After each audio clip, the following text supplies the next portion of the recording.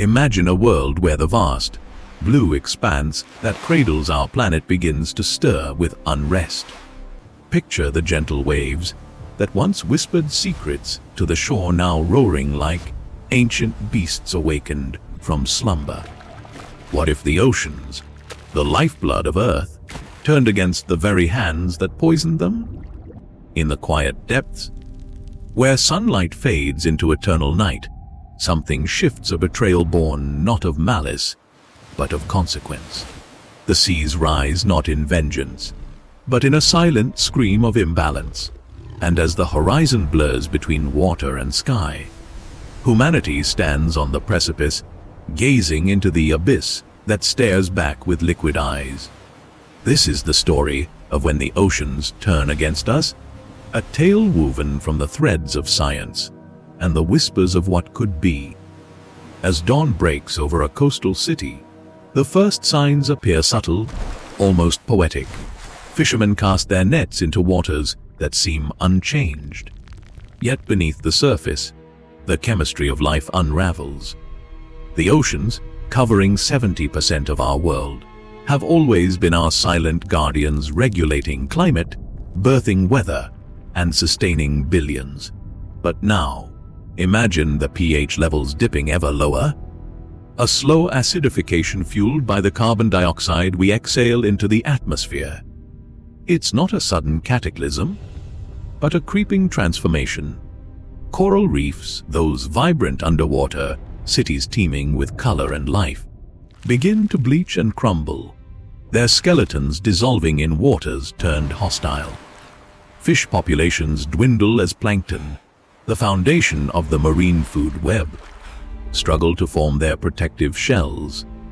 The stakes are immense. Over 3 billion people rely on the sea for protein. And as ecosystems falter, hunger creeps ashore like an incoming tide.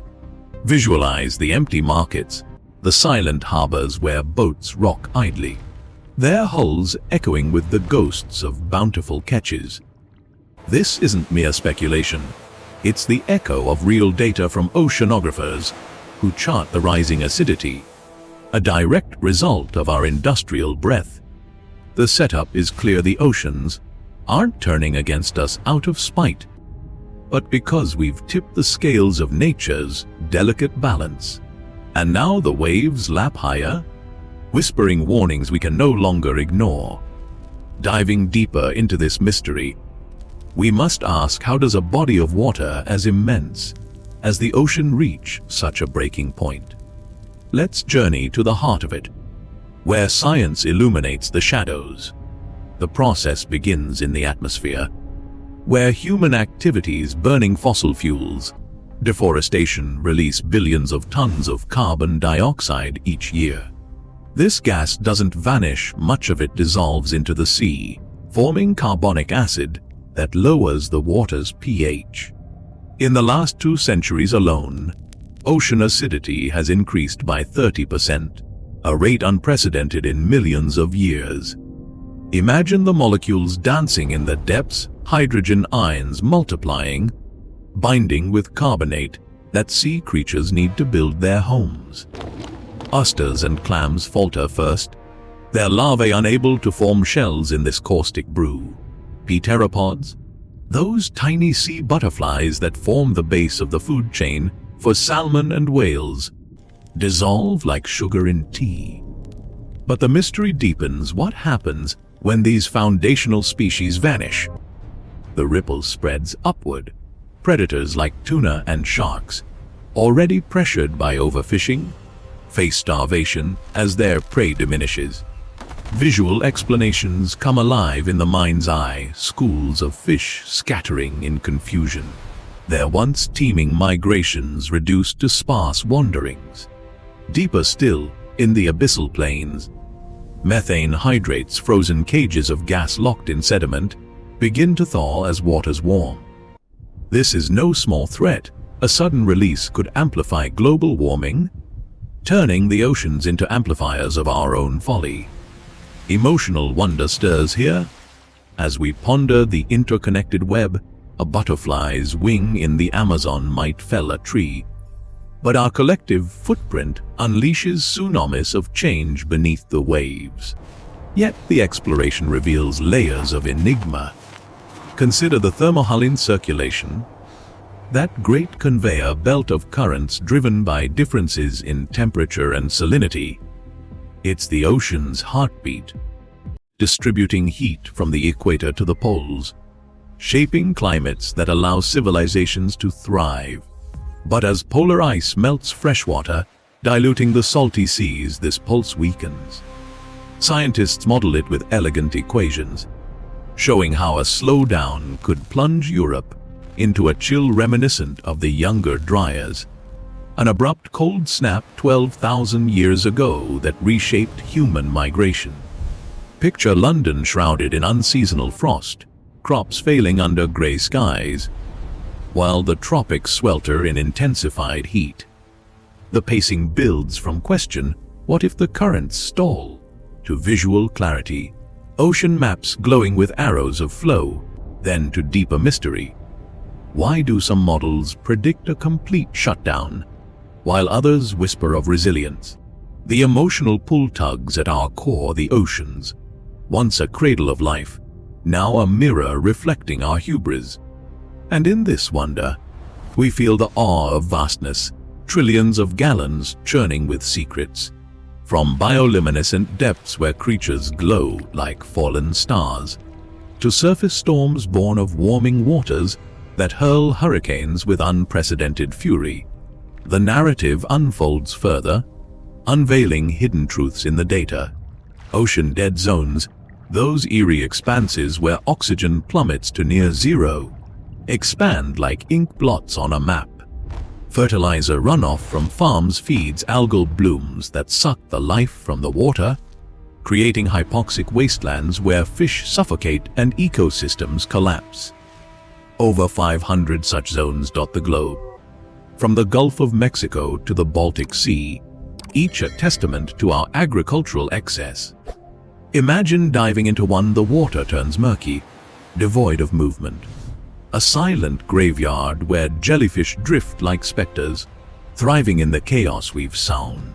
Science simplifies it, no overload of terms, just the chain. Nutrients spark growth, decay consumes oxygen, life flees or perishes. But the mystery beckons what evolutionary twists might arise. Species adapting to low oxygen, perhaps, or invasive ones claiming new territories. Emotional layers deepen as we visualize coastal communities displaced, their livelihoods erased by waters that no longer nurture but devour. Before we step further into the unknown, take a moment to subscribe to Simu Real Stories, so you and I can keep exploring worlds beyond time, space, and imagination together. Now, as we venture into the second half of this oceanic odyssey, the consequences swell to cosmic proportions. What begins as chemical shifts cascades into global upheaval. Sea levels rise not in a uniform creep, but in surges driven by melting glaciers and expanding warmer waters. Antarctica's Thwaites Glacier, dubbed the Doomsday Glacier, teeters on instability. Its collapse could add meters to the tides, submerging islands and reshaping coastlines. Visualize Miami's streets as canals, Venice lost forever, Bangladesh's delta swallowed, displacing hundreds of millions in a slow-motion exodus. Tension builds in the air, storms intensify, fueled by hotter seas that evaporate more moisture, birthing Category 6 hurricanes that science now warns are possible. The awe strikes as we see satellite views, swirling vortexes of cloud, winds howling at 200 miles per hour, carving paths of destruction. Deeper questions emerge. Could this trigger feedback loops, where permafrost thaws release more methane, accelerating the turn? Hidden truths surface in paleoclimate records, ice cores and sediment layers, telling of past epochs when oceans rose rapidly, extinguishing species and redrawing maps. Future possibilities loom. Geoengineering whispers of solutions, like seeding clouds or alkalizing waters, but with risks of unintended ripples. Make no mistake, the viewer sees the universe in their mind, the oceans, as a microcosm of planetary fragility, connected to the stars through the carbon cycle that echoes cosmic chemistry. Expanding the scenario, we confront the biodiversity crisis head-on. The Great Barrier Reef, a living mosaic visible from space, fades into a skeletal remnant as warming pushes corals beyond their thermal limits. But the tension heightens with emerging threats, microplastics infiltrating every level of the food chain, from zooplankton to apex predators, carrying toxins that accumulate in our own bodies. Imagine whales beaching themselves, bellies full of indigestible debris, a poignant symbol of our throwaway culture. All mingles with dread as science reveals the deep sea's role in carbon sequestration, trillions of tons locked away, but disturbance could unleash it like a buried dragon. Visual storytelling paints the scene: submersibles descending into trenches deeper than Everest is tall, encountering hydrothermal vents spewing life in extremis, reminding us of resilience amid peril. Yet the bigger consequences beckon: economic collapse as fisheries fail, tourism wanes, and insurance falters against relentless floods. Deeper cosmic questions arise. Are we alone in this folly? Or do other worlds harbor oceans that turned against their inhabitants? Exoplanets with vast seas detected by telescopes hint at parallels, where runaway greenhouses boiled away water, leaving barren husks. The narrative weaves tension through possibilities: adaptive technologies like floating cities, or grim migrations inland, humanity reinventing itself on higher ground. As the waves of implication crash onward, we glimpse hidden truths in the microbial realm.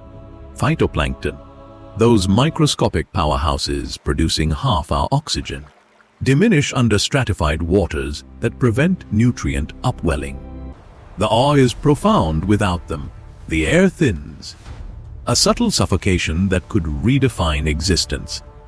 Future visions unfold: restored oceans through conservation, or dystopian divides where the wealthy engineer barriers while others succumb.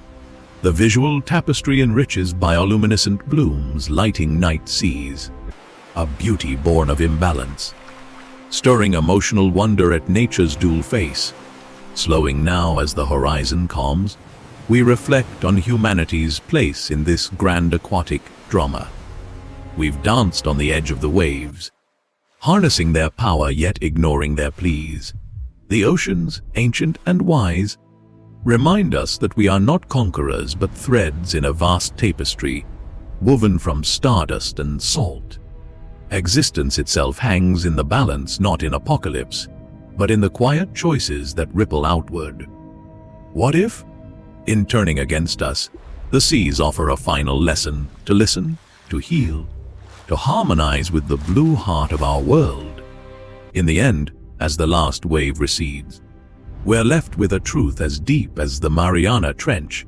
The oceans may turn, but in their depths lies the mirror of our soul, urging us to rise before we drown in our own reflection.